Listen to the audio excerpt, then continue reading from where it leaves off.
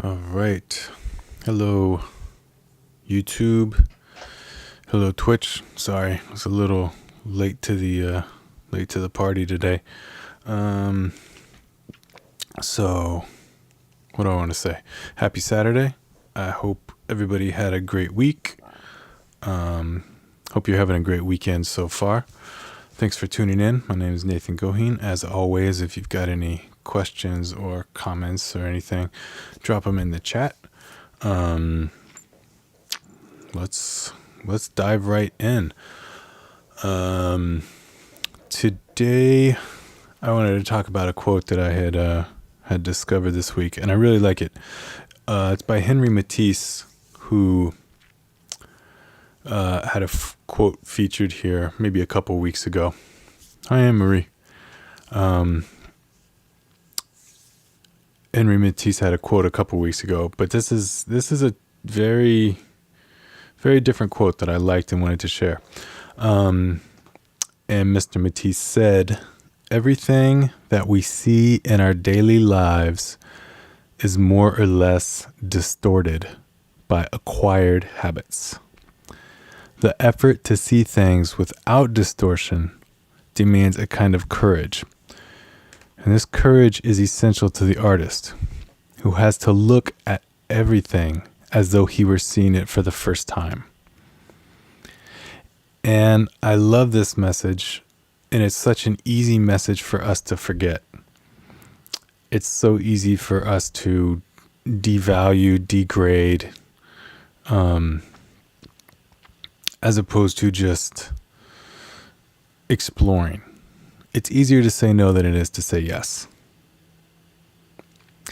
And getting to the meat and bones of this quote that we all see the world as more or less distorted by acquired habits. These habits, they distort our reality. They're lenses, they're filters that we see and experience the world through. And it's not distortion in a negative way. They just color it. They just inform it. So don't think it's distortion as a negative thing. I think it's just like it's lenses that we see the world through. And they began with our parents or whoever raised us, their personal tastes on aesthetics, right? So if our parents listened to the Beatles, then we listen to the Beatles too. And, our tastes are informed by that. Eventually, though, we form our own opinions and our own ideas, and we find out what really resonates with us. And we then, in that process, let go of things that do not resonate. And that's really important, because when we let go of ideas that don't resonate with us, we make space for new ones. If we're constantly listening to a band that resonated with us when we were 10 years old, but to which we don't relate now, but we still listen to it, then it's taking up the time that we would have to listen to new music that could, be more related to us, I guess. So when we get rid of these old concepts, these old ideas, what we're doing is becoming more childlike.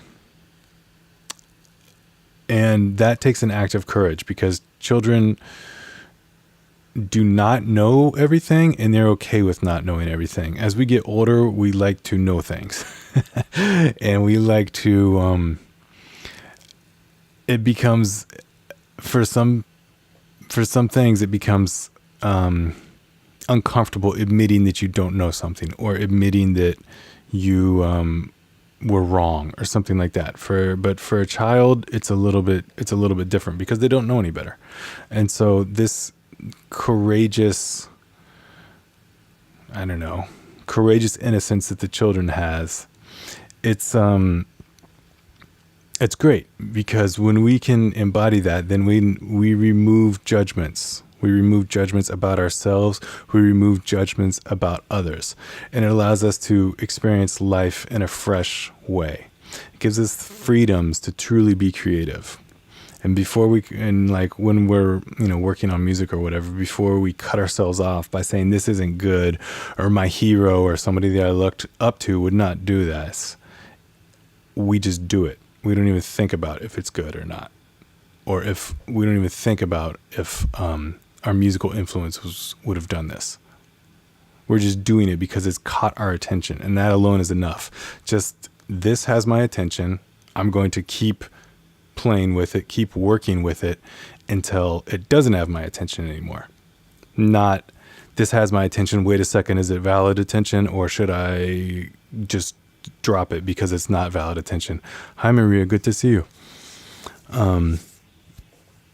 Maria, talking about how to get rid of the lenses that we see life through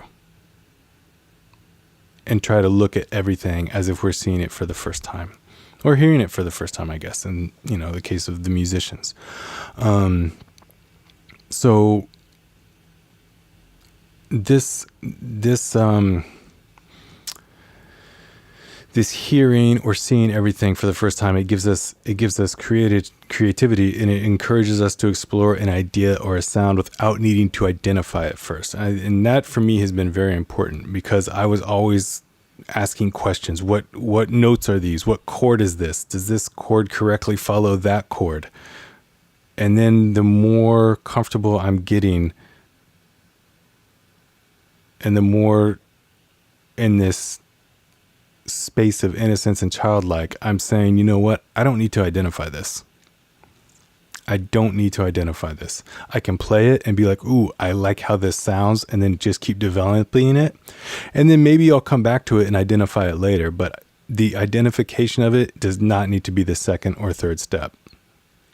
The second or third step needs to just be continue molding this cool sound that caught my attention. And kind of as a painting analogy, I was thinking maybe it's like if a shape is formed by a combination of colors, right? So it's like you've got colors on your canvas and you're just painting, and you don't have a very specific idea, but the way the colors are coming out, maybe it is a shape, and you're like, oh, okay, cool. I didn't set out to make a shape first and then I choose my colors. I just started painting, and what came up was it called to mind this specific shape. I think it's really easy for me, especially in the past, to have fallen into very rigid thinking of, I'm going to make this, I'm going to make that, right? And I think part of this reason is because I had desired outcomes. Meaning that if I wrote a piece of music, something that I would consciously be thinking about is, I want my peers to like this. I want my peers to accept this. I want them, because when they accept this, they accept me, and it feels good to be accepted, right? I want my work, I want my ideas, I want them to make me money, I want them to make me known, I want to be respected for them. These are all coming from a place of desired outcomes, as opposed to just exploring for the enjoyment and discovery's sake. Like when we were little kids, we would go out in nature and kind of play around in the creek and see what animals we could find in there, just because it was fun to just discover stuff. We weren't hoping that National Geographic would come and do an article on the wildlife of the creek in our neighborhood. It was just fun to go do that. So that's what we went and did. It is magical when you can take away the filters, to see it for the first time, to hear it for the first time, to take away all that judgment and just say, do I like this? It's a really liberating thing to do, but it's really difficult to do. The last kind of thing I wanted to mention about this is, for the past few weeks, I've been assisting with teaching art class to children. I don't know, probably like 6 to 10, 11, 12-year-olds maybe. And they paint, they sculpt, they draw. Some of them make little sculptures out of cardboard that they cut up. That's one of my specialties. Is I do the X-Acto knifing. But doing this, working with these kids, it is really cool. It is really cool. I have never once heard a child say that they don't like what they made. I've never heard a child say, I don't like my painting. I've never heard a child say, I don't like my sculpture. I've never heard them say, this is no good. They do not say that at all. It's not even in their mindset. They may say, this needs more work, but they never said, I don't like this. It's no good. And I think that if we can, as adults, kind of flip our way of thinking back into that childlike innocence of doing something for the sheer joy of it and for the discovery of it, I think that that will lead to more interesting creations. Because we're creating from a place of interest as opposed to desire. I hope that makes sense. Maria, Anne-Marie, it was awesome to see you both virtually. I hope you're both well, and tune in next Saturday. Everybody tune in next Saturday. I'm always here, 5 p.m. Eastern time. If anybody's interested in doing some one-on-one, let me know. If you want some music composition help, if you want some music engineering help, if you want to learn how to tune a guitar, whatever it may be, hit me up. I would love to help you out.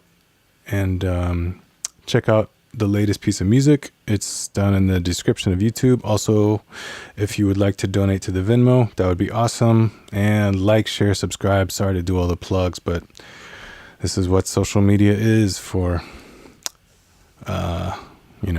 people trying to gain a presence.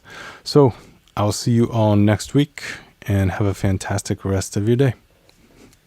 Bye-bye.